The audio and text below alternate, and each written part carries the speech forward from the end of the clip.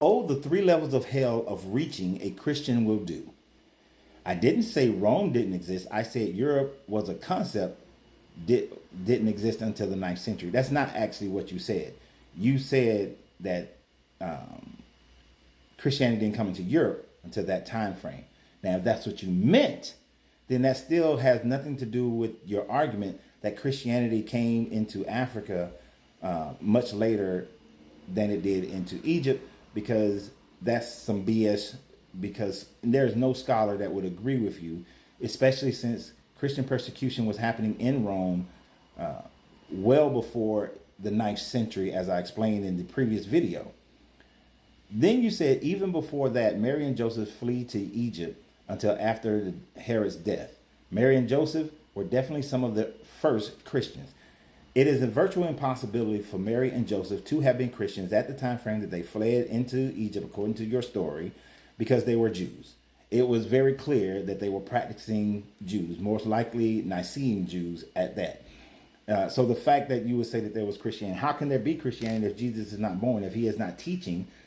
Even when he was 12 years old and supposedly teaching in the synagogue, his mother didn't understand what was going on. They were doing Jewish customs during that time frame. So they were not Christians at all during the time of Egypt. And even your stories are counterproductive to each other, because one version of your gospel says that they stayed in Bethlehem for the 8 days, and then and then the eighth day went to Jerusalem, had him consecrated, and then went back home. The other one says that they fled from Bethlehem to Egypt. So which one is it?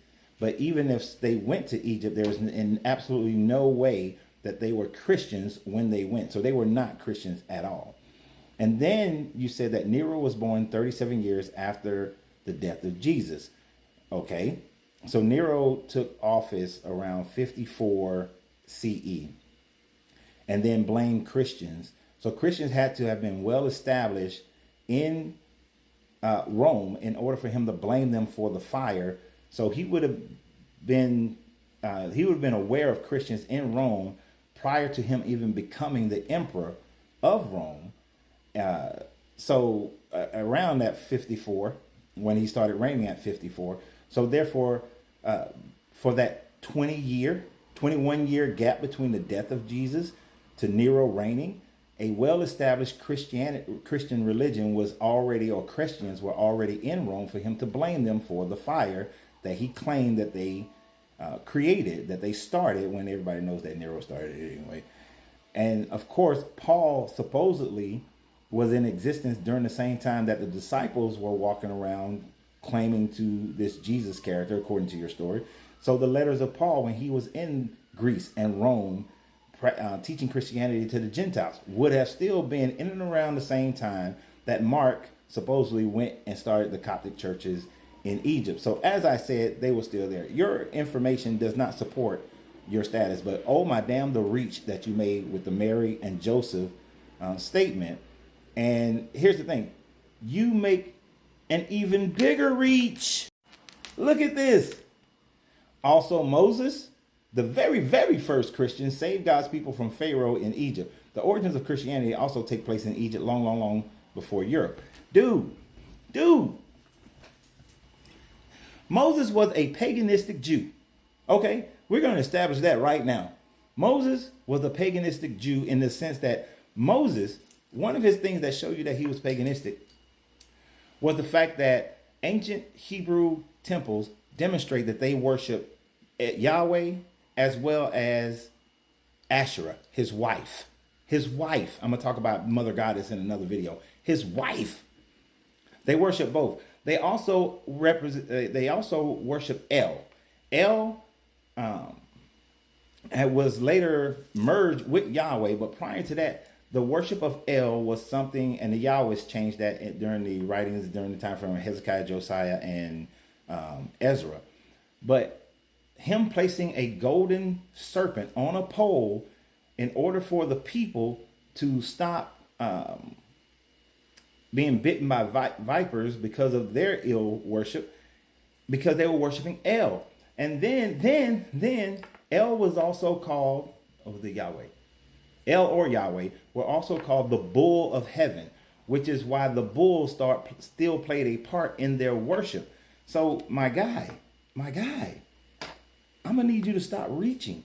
Y'all are trying to force Christianity into Judaism when y'all should recognize that if you truly wanted people to accept this Jesus character, then you would separate Jesus from the Old Testament God and recognize that the Old Testament God had to be a different polyistic God that they merged with El and Yahweh and had a wife named Asherah, and Jesus was teaching about a different God, possibly learning from the Aten, possibly learning from the Zoroastrians, that this one God sense was not something that was connected to your Old Testament God. This is what the big deal with Hezekiah, Josiah, and Ezra, especially with Ezra after they came out of Babylonian captivity and brought the law to the people of Jerusalem when they were supposed to reset Jerusalem under the Babylonian after the Babylonian captivity when they were under Persian rule.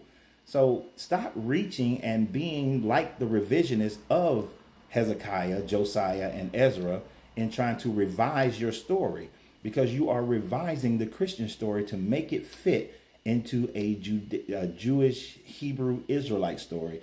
And even the Jewish story is different from the Hebrew and the Israelite story, simply because most scholars will agree that the Hebrew and the Israelites of old, prior to Second Temple, were pagan worshipers who at minimum,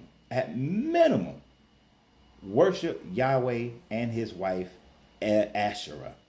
Asherah. That's why you will find Asherah poles in ancient Hebrew and Israelite temples, especially the one at Tel Zanar, something like that.